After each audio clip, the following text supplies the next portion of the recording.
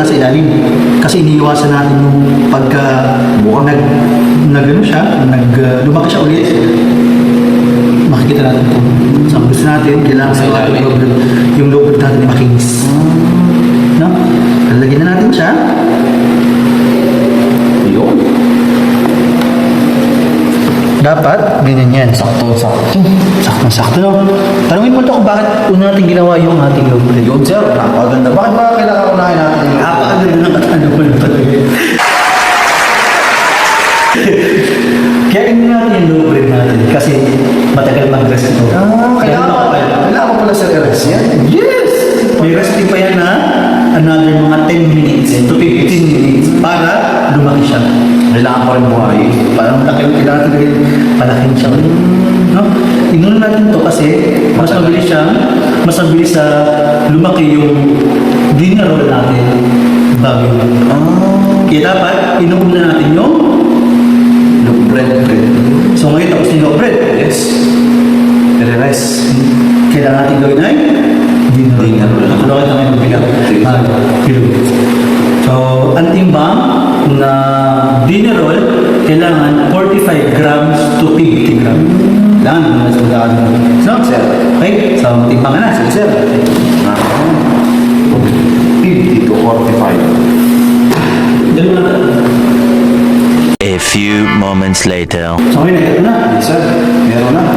Ayos ah. Hindi pa rin pwede ka sabihin. 42 grams yan. So, ngayon, ito mo na makita kung paano magbibilog. Na hindi ba yung binibilog ha? Kung hindi, tinapay. Kailangan yan. Maganda. Liver lover, boy. Okay? So, kung magbilog ka, kailangan cone chip. May technique dito. Yes! Yan, cone chip kailangan. Sa cone chip na yan, hindi mo kailangan sobrang i-grip ba yung iyo. Relax lang, kalma ka lang. Kalma ka lang, no? So, ngayon, ilagay mo na siya sa table. Kailangan, doon sa table, magbigay ka ng diin ba? Konting diin.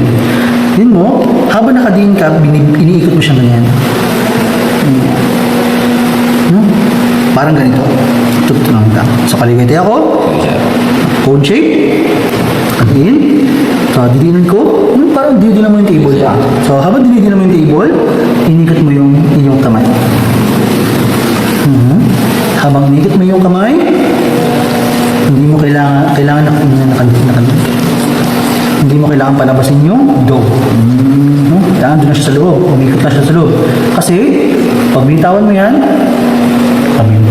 Oh, amazing! Oh my God! Wow! Pakalapit ka ba? Sir. Talagang kuhang-kuha ang bilog. So, alam mo na kung paano bilog? Yes, sir. Bilogin mo na lahat yan. Sige. Bilogin mo na. Sige na natin. Okay. Siguro last one na to. Madami rin po lang nagawa. Sir, tapos na! Pakalapit mo na. Ayos na sa alam. Nagabilog talaga yan. So, kailangan na siya dress ng 10 to 15 minutes. 10 to 15. Okay? Yes, sir. Lagay mo na dun sa malapit sa oven. Para sa rest natin.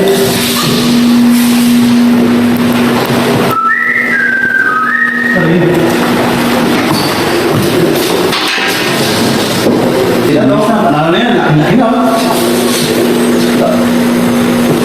Ang sarap.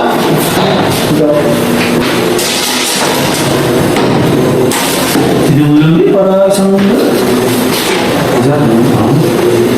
ano saan mo?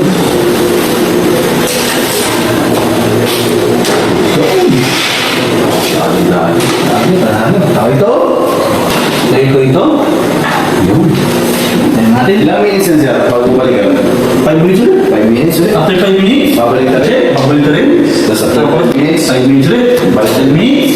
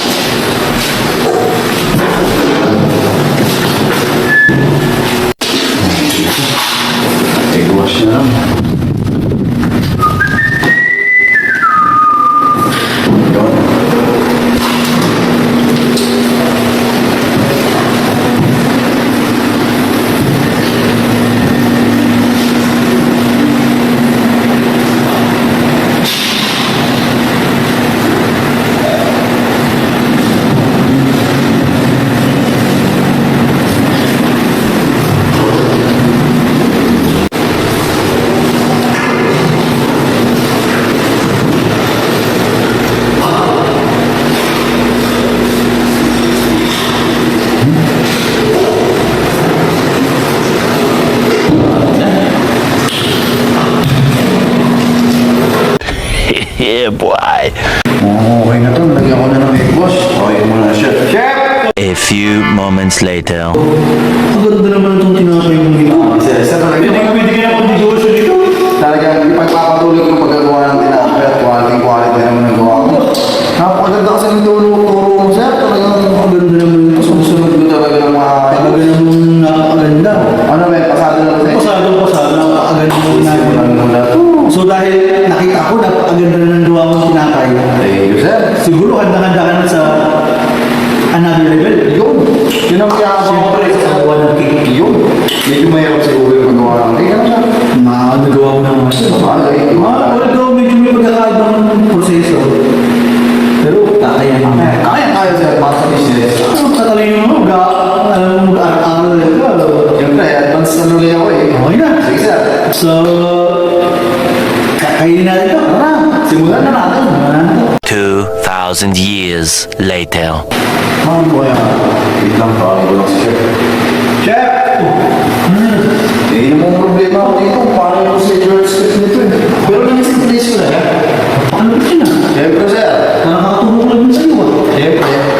Pass the learner. So, ano yung ginagawa mo yun? So, ang pinoproblema ko nga, sir, is kung paano ko pagsasamahan yung mga ingredients na yan. Ano to? Anong ginagawa mo to? So, miss in place na, sir. Aha. Ito ay sa cake. Yes, sakit. So gusto mong gumawa ng butter mixture. Yes. Napakadali na yan. Kuha ka ng bowl. Bowl. Kasi ng bowl na. Teka. Paano ka lang meron ka ng limutan? Ano ba ako nalimutan, sir? Parang kompleto naman lang. Kasi bago ka gumawa ng cake, dapat meron ka ng molde.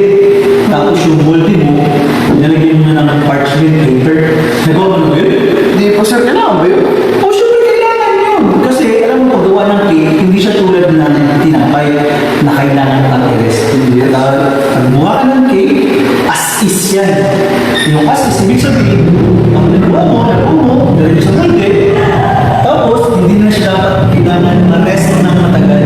Kailangan, pagkagay mo sa molde, diretso sa Okay.